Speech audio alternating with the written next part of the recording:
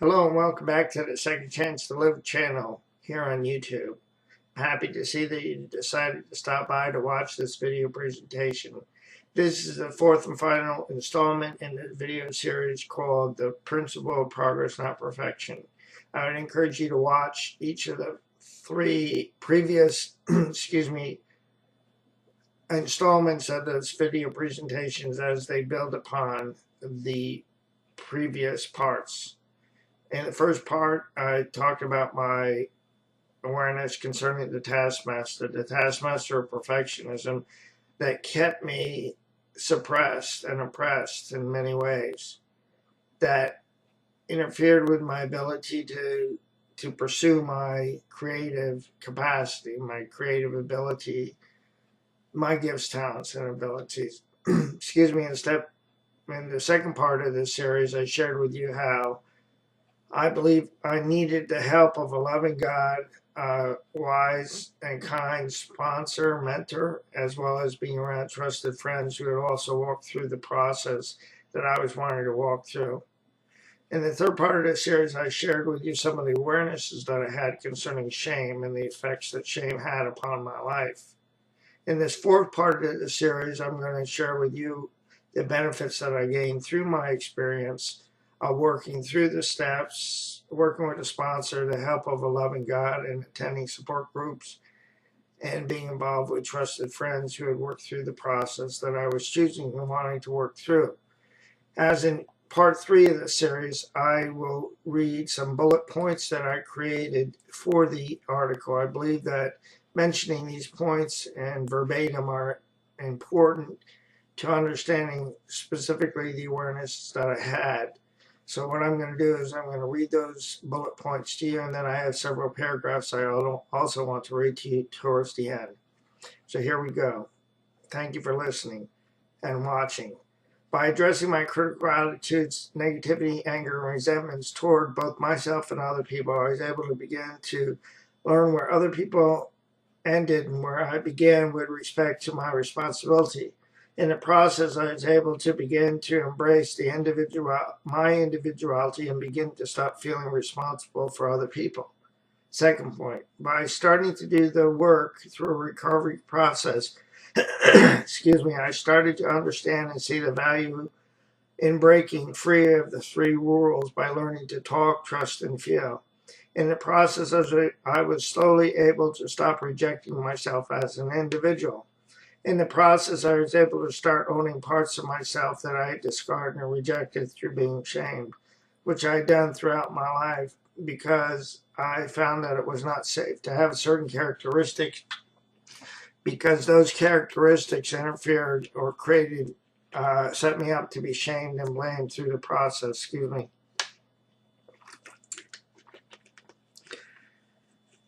Third point, as I started to own myself, by talking, trusting, and feeling, and by keeping the focus on myself, I began to realize what occurred in my life was meant for my good and not for my harm. I.e., what occurred was not punitive but empowering. With my realization, I started to look for the lessons in what occurred in my life. I started to see my learning process through the concept of learning curves. I began to realize that I could learn at my own rate. My learning process did not have to be anyone else's learning process. That freed me up to be more kind to myself, to allow myself to take the risk, to overcome my fear of failure. As I started to see the value of what occurred in my life, I began to view my circumstances in a different light. I began to see my circumstances as gifts given to me to teach me lessons that would in turn prepare me for opportunities that would encourage, motivate, and empower my life. I began to realize that my circumstances were not meant to keep me down, but they were meant to build me up. So instead of believing that I was being given or things that were occurring in my life were meant for my harm because I was not enough or I didn't do enough, I began to realize that my circumstances were there to help me and empower my life, to encourage, motivate, and instill hope in me because I realized that more was going to be revealed to me. So when I started to see my circumstances as lessons to prepare me for opportunities to teach me more lessons, and thus prepare me for more opportunities at a spiritual awakening, I began to understand that my circumstances, experience, lessons, and opportunities were being used collectively as guides to point me in the direction of my destiny. That I didn't have to figure it out. I didn't have to know how the pieces of the puzzle were going to come together. I didn't have to understand what was occurring in my life. What I learned was instead I could learn through the process. I could learn from my circumstances. I could take advantage of opportunities, and I could learn more lessons. And collectively, I believe and I found and I've experienced that they prepare me to be able to do what I'm doing in my life now, as more lessons as they occur in my life will prepare me for more opportunities as they become apparent as the days of my life unfold. So through my spiritual awakening, I began to understand that I could function and create beyond the box of my self-imposed confinement created by my critical attitudes, my anger, my resentment, and my feelings of being alienated. I began to realize that I could function and create beyond my fear of failure. What the taskmaster did in the process of teaching and showing and reinforcing that my efforts were not good enough kept me in a state of anxiety and depression. I had a fear of failure because I didn't want to be shamed by the taskmaster, by those individuals in my life who had unrealistic expectations of me. So I would hide and I would isolate myself, and I felt alienated from myself and from other people. And consequently, I did not feel like I could ask for help, which perpetuated the lies that I was not good enough. So through my process, and as I've shared in part 3 and now in part 4, I began to realize that I could do more than I realized, because I didn't have to do more to be enough. Through my spiritual awakening, I began to realize that I could pursue excellence rather than be driven by the taskmaster in my attempts to try to be enough, to do enough, to feel as though I was enough. With my realization, I began to pursue excellence instead of perfection. I began to see that I no longer had to view my performance in black and whites, all or nones. I no longer had to judge my efforts, which really helped me a lot in my life, because before I would judge my efforts. I judged my efforts by my critical attitudes, which would perpetuate my feelings of anger and anxiety, which were projected onto myself, and they were projected onto other people. Because as we treat other people, we invariably treat ourselves. That's some awareness that I've had through my process. So I'm more aware now when I'm treating people in a critical way that it's probably because I'm being critical of myself. So I need to then adjust and find out why I'm being critical of myself. And more likely, in my experience, it's proven that there's shame attached to it, that I'm shaming myself for something, and I need to look at the reasons why I'm doing that.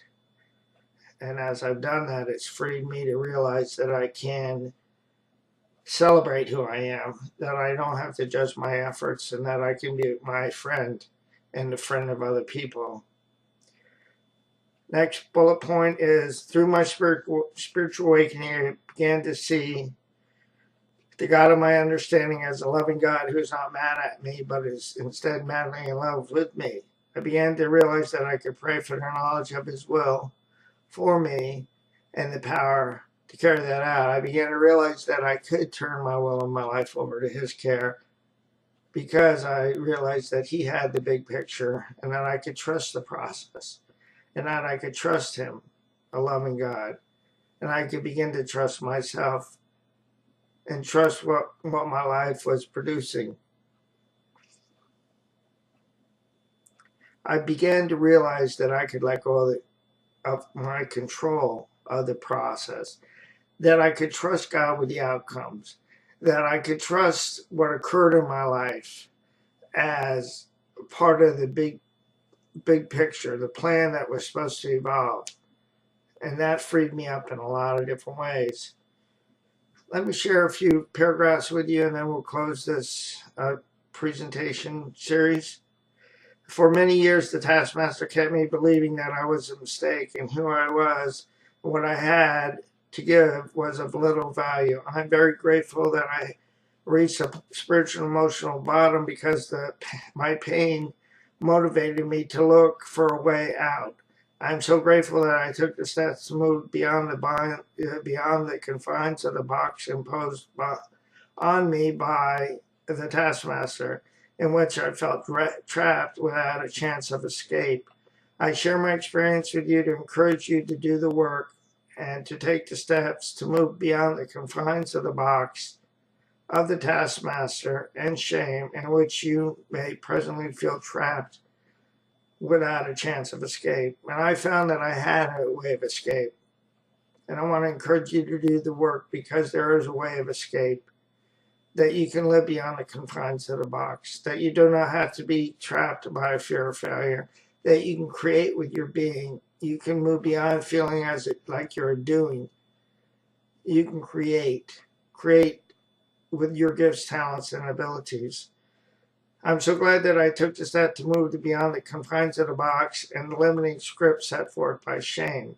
I'm so glad that I took the rest to move beyond my fear of failure, to create my weblog, Second Chance to Live, on February 6, 2007, and then to begin creating these YouTube videos on July 29th, with the encouragement of a friend to do so. Second Chance has clearly dispelled the lies purported by the taskmaster and shame. My encouragement to you is that you take a risk to move beyond your fear of failure. Begin to use your gifts, talents, and abilities in ways that work for you, to move beyond the confines of the box, to dispel the lies of the taskmaster and shame have purported about you, because those lies are clearly not the case. That you are more than, you're not less than, you're the head, you're not the tail. God's got a wonderful plan for your life, so don't give up on the process, don't give up on Him, and don't give up on yourself, because more will be revealed, my friend. I'll say so long for now. I look forward to our future visits through the video presentation. As always, I'm available to you, so please leave any questions or comments that you'd like me to address, and I will get back with you. You can do so through YouTube video format, or leaving a comment on my two dog bull Second Chance to Live channel here on YouTube, or you can leave a comment through my contact information page on Second Chance to Live. I look forward to hearing from you. Hope you have a wonderful day, and God bless both you and your family. Thank you again for your time, and God bless. Bye now.